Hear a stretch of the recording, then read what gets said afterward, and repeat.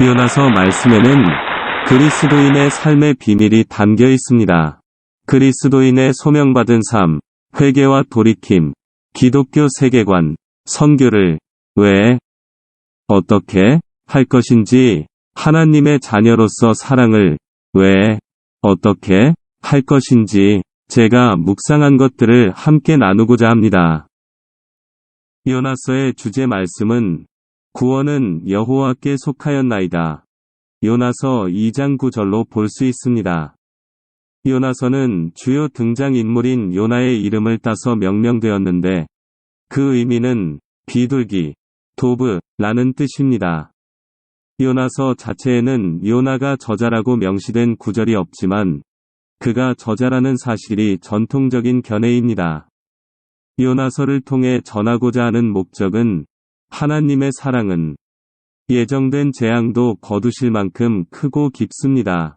하나님의 사랑은 특정한 사람들에게만 한정되어 있지 않습니다.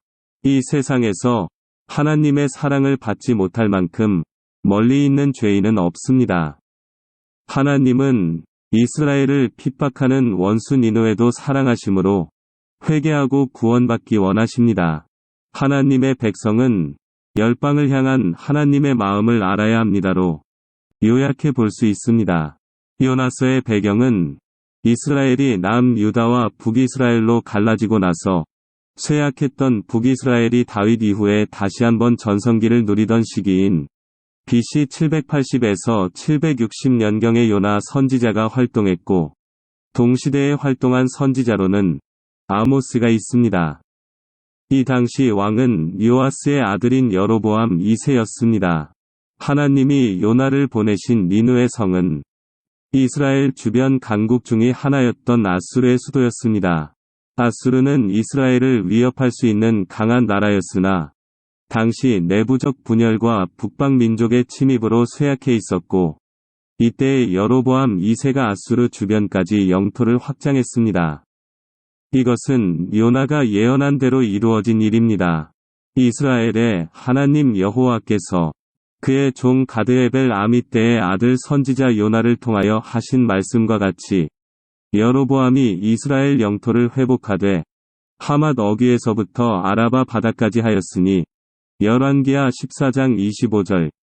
이 당시에 영토 확장과 타국들의 쇠약을 통하여 강국이 되고 나라와 백성들도 풍요로운 삶을 살고 있었기에 다윗 이후에 제2의 전성기라고 불립니다. 그러나 풍요로움 속에 백성들은 하나님을 떠났고 우상 숭배가 넘쳐나 영적으로 부패한 상황이었습니다. 그 상황에서 하나님은 요나 선지자를 니느웨로 보내십니다. 그리고 40년 뒤인 BC 722년에 북이스라엘은 아수르에 의해서 멸망합니다. 자비의 하나님과 그 하나님께 반응하는 사람들, 소명받은 요나 선지자, 하나님의 말씀을 전해들은 니느웨성 백성들의 모습에 귀한 메시지가 있습니다. 앞으로 진행되는 강의 순서는 다음과 같습니다. 1강 요나서 개요와 제사장 나라 이스라엘 2강 1장 1절에서 1장 16절 부르심의 소명 3강 1장 17절에서 2장 10절 돌이킴 4강 3장 1절에서 3장 10절 다시 소명으로 부르심과 구원을 주기로 예정된 자들 5강 4장 1절에서 4장 11절 하나님의 구원과 사랑 그리고 각 강의마다 마음에 주시는 감동을 가족이나 교우들과 나눠 볼 수 있는 나눔 주제가 있습니다. 요나서 본문에서 하나님이 요나 선지자를 부르신 뜻과 그에 대한 요나의 반응을 이해하기 위해 하나님이 이스라엘을 향하신 뜻과 이스라엘의 세계관을 살펴보겠습니다. 바벨탑 사건 이후 나라가 분산되고 열방이 하나님께 등을 돌리게 되자 하나님은 누군가를 택해서 하나님 나라의 모델을 세워야겠다고 결정하십니다. 그래서 하나님은 이스라엘 백성을 출애굽시키신 후 시내산에서 모세에게 말씀하십니다. 세계가 다 내게 속하였나니 너희가 내 말을 잘 듣고 내 언약을 지키면 너희는 모든 민족 중에서 내 소유가 되겠고 너희가 내게 대하여 제사장 나라가 되며 거룩한 백성이 되리라. 너는 이 말을 이스라엘 자손에게 전할지니라. 출애굽기 19장 5절에서 6절, 즉 이스라엘을 향해 제사장 나라가 될 것을 지시하십니다. 이것이 구약의 핵심 축이자 하나님이 이집트에서 430년 동안 노예 생활을 하던 이스라엘 백성을 구해내신 이유입니다. 너희가 내 말을 잘 듣고 내 언약을 지키면 너희는 내 소유가 되고 셰킬라 죽을 때까지 놓지 않고 함께하겠다 라고 약속하신 것입니다. 이 셰킬라의 언약은 이사야 43장에 나타나고 예수님도 말씀하십니다. 다시 너희에게 진정으로 말한다. 너희 가운데 두 사람이 이 세상에서 마음을 같이하여 무엇을 구하면 하늘에 계신 내 아버지께서 이루어 주실 것이다. 두세 사람이 나의 이름으로 모인 곳에는 나도 그들 가운데 있을 것이다. 마태복음 18장 19절에서 20절. 결국 이스라엘을 제사장 나라로 세운 목적은 이방인들을 어둠에서 불러내어 빛 대신 이를 전하게 하기 위해서였습니다. 그러나 여러분은 하나님께서 선택하신 민족이며 왕의 제사장입니다. 또 거룩한 나라이며 하나님께서 홀로 다스리는 나라의 백성입니다. 하나님께서는 그분의 행하신 놀라운 일들을 알게 하시려고 여러분을 어두움 가운데서 불러내어 그의 놀라운 빛 가운데로 인도하셨습니다. 베드로전서 2장 9절. 왜냐하면 세계가 다 하나님께 속한 것이었기 때문입니다. 구약에 표현된 하나님의 말씀들을 보면 이스라엘과 주변 세계가 다 하나님께 속한 것임을 알 수 있습니다.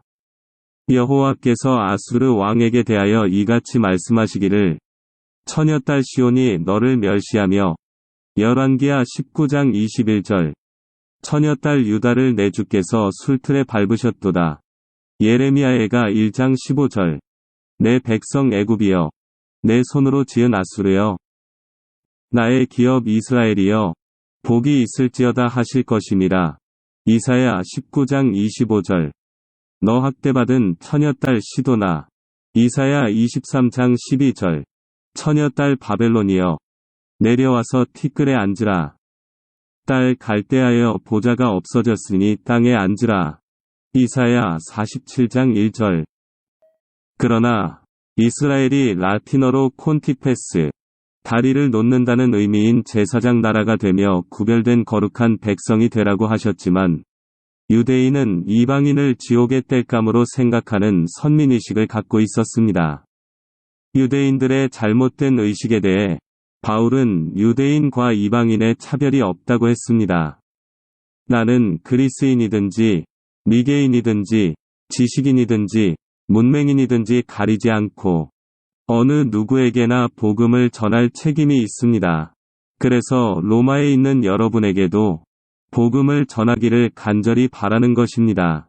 나는 복음을 부끄러워하지 않습니다. 그것은 이 복음이 유대인으로부터 시작해서 이방인들에 이르기까지 모든 믿는 사람을 구원에 이르게 하는 하나님의 능력이기 때문입니다. 로마서 1장 14절에서 16절 유대인이나 그리스인이나 차별이 없습니다. 동일한 주님께서 모든 사람의 주님이 되시며 그를 부르는 모든 사람에게 풍성한 복을 주십니다. 로마서 10장 12절 내 백성이 지식이 없어서 망한다. 네가 지식을 거부했기 때문에 나도 너희가 내 제사장이 되지 못하게 하겠다. 너희가 너희 하나님의 가르침을 잊어버렸으므로 나도 너희 자녀를 잊을 것이다. 호세아 4장 6절 궁극적으로는 하나님을 그렇게 잘 안다고 생각했던 이스라엘 사람들이나 우리 그리스도인들에게 정작 하나님을 아는 지식이 없어 영적 제사장이 되지 못할 수도 있습니다. 특히 하나님이 택하신 민족 이스라엘이 하나님이 구원으로 보내신 예수님을 받아들이지 않아 구원에 이르지 못한다는 것은 슬픈 일입니다. 유대인들의 구원과 거짓 영과 우상에 속고 있는 열방의 구원을 위해 기도해야겠습니다. 마음에 감동을 주시는 것을 가족이나 교인들과 나눠 보시기 바랍니다. 나눔 1. 선교지 나라들을 생각할 때 문화적인 우월감이나 동정심으로 대한 적이 없었는지 나눠보세요. 2. 나의 교제권이 교회와 믿는 사람들로 제한되어 있지 않은지 나눠보세요. 함께 해주셔서 감사합니다.